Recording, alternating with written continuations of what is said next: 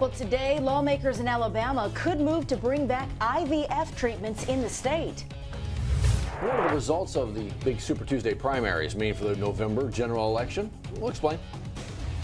Dense fog advisory in place for our viewing area until 10 o'clock. We'll talk about where fog is the worst right now. And we'll talk about how that fog might affect your drive, including folks that use the Plaquemine Sunshine Ferry next. From WAFB, your #1 local news station, this is 9 News.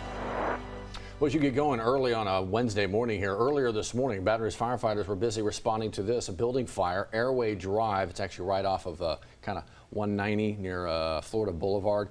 Crews responding about 1:30 this morning. Our Brandon Chuck for getting this video there from the scene. The good news here is that firefighters were able to get that fire under control in about 30 minutes, and thankfully no one was injured. Investigators were able to determine that the fire was caused by a malfunctioning unit in the HVAC unit there.